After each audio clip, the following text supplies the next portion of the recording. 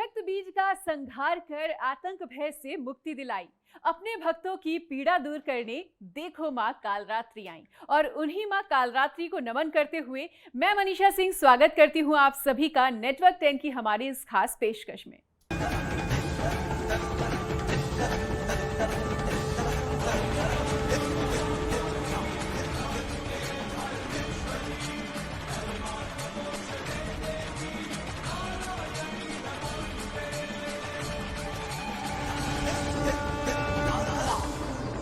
नवरात्रि में दुर्गा पूजा का खास महत्व होता है। आपने देखा होगा कि शारदीय नवरात्रि में जगह जगह विशेष पूजा का आयोजन किया जा रहा है और कई तरह के कार्यक्रम भी आयोजित किए जा रहे हैं। लेकिन क्या आप जानते हैं कि आखिर शारदीय नवरात्रि में ही दुर्गा पूजा का खास महत्व क्यों बताया गया है और शारदीय नवरात्र को लेकर क्या कुछ खास धार्मिक मान्यताएं हैं जो इसे और ज्यादा खास बनाती हैं? क्यों मनाए जाते हैं शारदीय नवरात्र? क्या है शारदीय नवरात्र का खास महत्व? अब कहते हैं कि जब माता रानी ने उस रक्त बीज के रक्त को जब पिया तो उनका और भी भयंकर स्वरूप हो गया, इतना डरावना हो गया देवता भी डरने लग गए। अब देवताओं ने देखा कि ये देवी इतनी जल्दी जो है शांत होने वाली नहीं है और इनके सामने वो जा भी नहीं सकते क्योंकि इस समय विकराल रूप में है।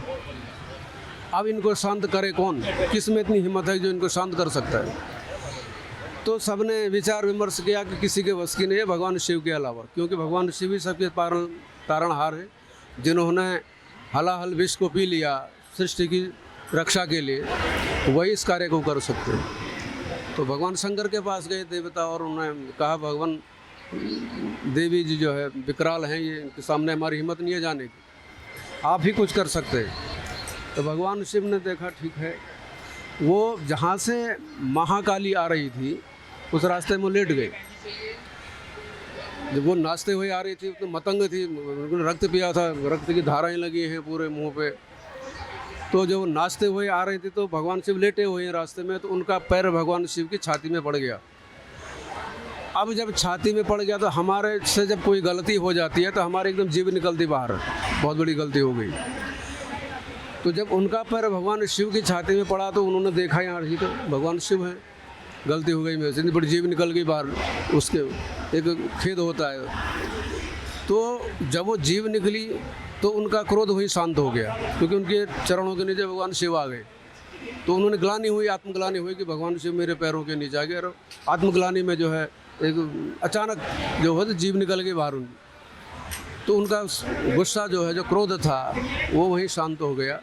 उसके बाद वो कल्याणकारी स्वरूप सबको दिखाई देने लगे। भगवती का उतना वो रूप तो है ही नहीं, तो कल्याणकारी है। तो इसलिए उन्हें कालरात्रि कहा गया है।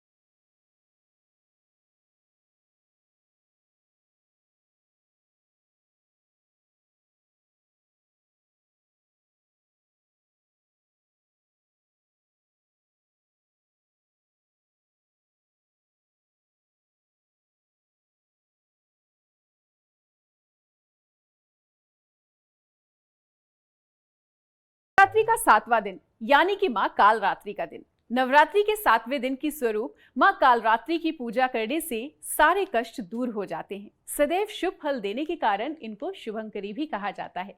मां कालरात्रि दुष्टों का विनाश करने के लिए जानी जाती हैं, इसलिए इनका नाम कालरात्रि है। मां के इस स्वरूप को वीरता और साहस का प्रतीक माना जाता है। या देवी सर्वभूतेषु मां कालरात्रि रूपेण संस्थिता, नमस्तस्यै नमस्तस्यै नमस्तस्यै नमो नमः। नवरात्रि के 7वें दिन महासप्तमी पड़ती है। इस दिन माँ दुर्गा के 7वें स्वरूप माँ कालरात्रि की पूजा करने का विधान है। माँ कालरात्रि दुष्टों का विनाश करने के लिए जानी जाती हैं। माता कालरात्रि का शरीर अंधकार की तरह काला है। देवी कालरात्रि के 3 नेत्र हैं और माता कालरात्रि के 4 हाथ हैं। माँ के इन हाथों में खड़ग, लोह अस्त्र, वर मुद्रा और अभय मुद्रा है। माँ के बाल लंबे और बिखरे हुए होते हैं और गले में माला बिजली की तरह चमकती है, जिनका एक नाम शुभंकरी भी है। पुजारी जी, कहा जाता है कि माता कालरात्रि को प्रसन्न करना सबसे ज्यादा कठिन होता है, तो हम आपसे ये चाहेंगे कि आप हमारे सभी दर्शकों को बताएं कि माता कालरात्रि को प्रसन्न करने के लिए उन्हें क्या करना चाहिए, उनको कौन सा प्रिय भोग अर्पित करना चाहिए, कौन सा प्रिय रंग पहनना चाहिए और कौन सा प्रिय पुष्प माता कालरात्रि को अर्पित करना चाहिए। माँ कालरात्रि को मनाना कठिन नहीं है, ये हम लोगों का एक सोच है कि कठिन है। उनका विग्रह देख करके हमें नहीं लगता कि ये जितना विग्रह कठिन है वैसा ही हम उनको मनाना भी कठिन है। कठिन मनाना नहीं है, कठिन हमें सिर्फ, मैंने कहा था कि श्रद्धा हमारे अंदर होनी चाहिए, विश्वास होना चाहिए और हमारे पास जो उपलब्ध सामग्रियां हैं हम उनको माता रानी को प्रेम पूर्वक चढ़ाएं तो वो प्रसन्न है। मैंने भी कहा था पत्रम पुष्पम फलम तोयम युमे विद्या प्रयचित, आप कुछ भी चढ़ाइए लेकिन श्रद्धा और विश्वास का होना नितांत आवश्यक है। कोई भी माता रानी हो या कोई भगवान हो वो संतुष्ट हो जाएंगे। भगवान शिव हैं, भगवान शिव एक लोटे जल में प्रसन्न हो जाते हैं आसुद, जबकि वो भी रौद्र का अवतार है। एक नीलकमल होता है, नीलकमल बहुत कम मिलता है, वो भगवान राम ने भगवती को चढ़ाया था जब वो लंका पर विजय प्राप्त करने गए थे रामेश्वरम में। तो नीलकमल होता है, बहुत कम मिलता है, तो नीलकमल अगर मिल सकता है तो वो भगवती को प्रिय होता है। नहीं है तो जो आपके पास उपलब्ध है आप वो चढ़ाइए श्रद्धा से।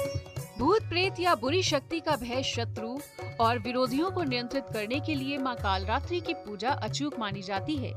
हिंदू धार्मिक पुराणों में उल्लेख मिलता है कि माता भगवती के कालरात्रि स्वरूप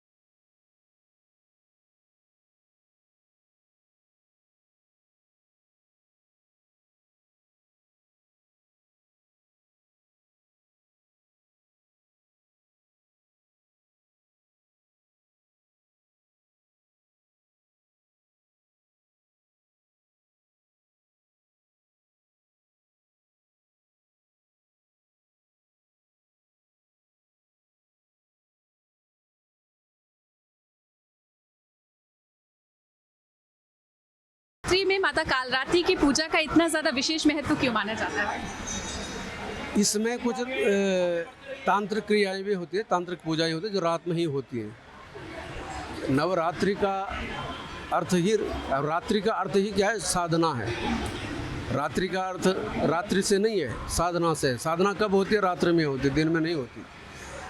हमारे जो योगी थे वो रात में ही साधना करते, दिन में नहीं कर सकते थे, क्योंकि साधना का जो समय है वो रात ही है।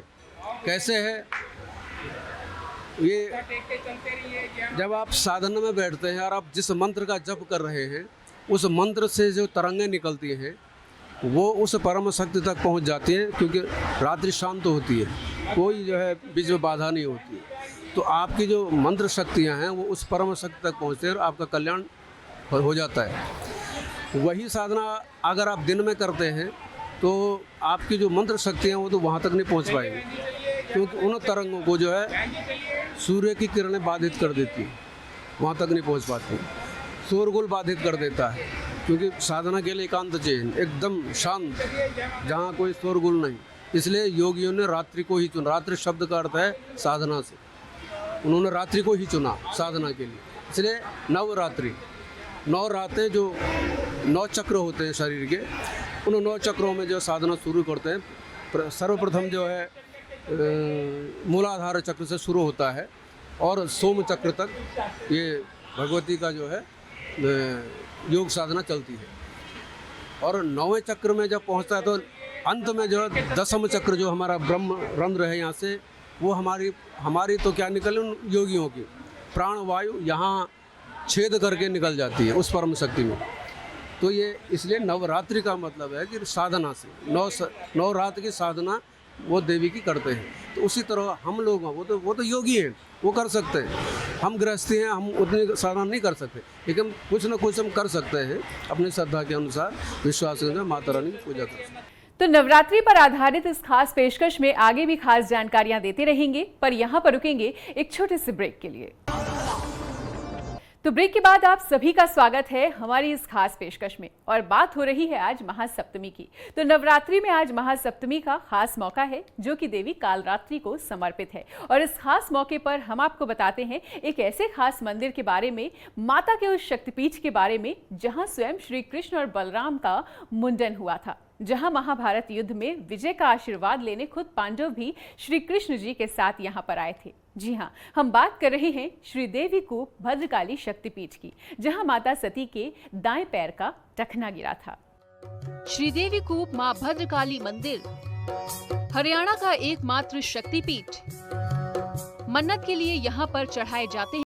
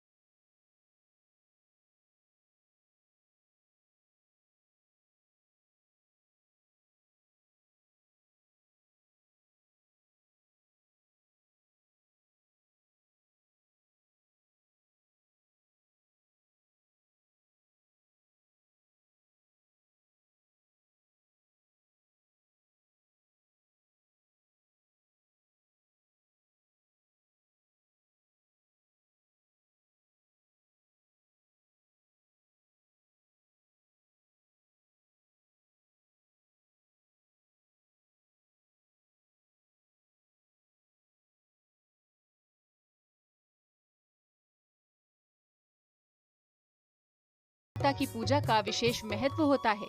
सामान्य दिनों में भी यहाँ भक्तों की कतारें लगी रहती हैं। पूर्व राष्ट्रपति प्रतिभा पाटिल, प्रणब मुखर्जी सहित कई बड़ी हस्तियां यहाँ पर शीश नवा चुके हैं। इस वक्त माता कालका जी मंदिर में श्रद्धालुओं का एक भारी हुजूम उमड़ा हुआ है और तैयारियों की बात करें तो दिव्यता और भव्यता जो है वो इस मंदिर की रौनक जो है वो देखते ही बन रही है। और आप लगातार मां कालका जी मंदिर का खूबसूरत नज़ारा देख सकते हैं हमारे साथ कि मंदिर में भारी संख्या में श्रद्धालु लगातार पहुंच रहे हैं और माता रानी के जयकारे लगा रहे हैं। हम आपको मंदिर के अंदर की भी तस्वीरें दिखाने का प्रयास करेंगे कि माता रानी का भव्य श्रृंगार अभी किस तरह से हुआ है और माता रानी के भक्तों में शारदीय नवरात्रि को लेकर कितना ज्यादा उत्साह है, कितनी ज्यादा उमंग है। श्रीदेवी कूप मंदिर में घोड़े दान करने की प्रथा पौराणिक कथाओं के मुताबिक महाभारत की लड़ाई के लिए आगे बढ़ने से पहले भगवान श्री कृष्ण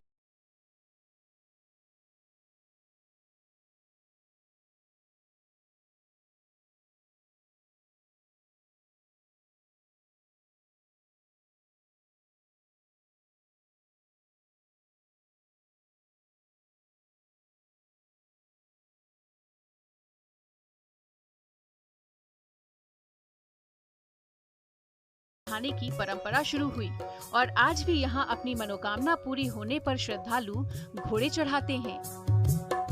अगर आपकी मनोकामना, जो भी आपकी मनोकामना लेकर आप मंदिर में आए और वो मनोकामना पूरी हो जाती है तो यहाँ पर प्रसाद के अलावा घोड़े चढ़ाने की एक परंपरा है, क्योंकि भगवान श्री कृष्ण ने इस मंदिर में मन्नत पूरी होने पर किसी समय में असली घोड़े चढ़ते थे, फिर समय के अनुसार समय बदलता गया।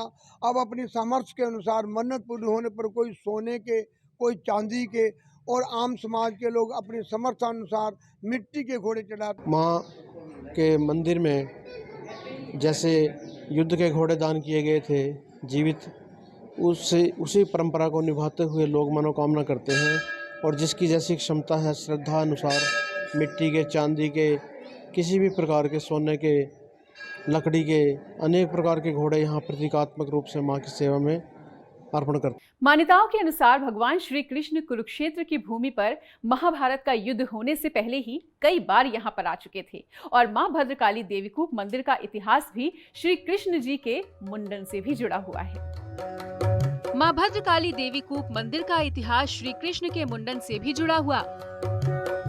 भद्रकाली शक्तिपीठ में हुआ था भगवान श्री कृष्ण और बलदाऊ का मुंडन।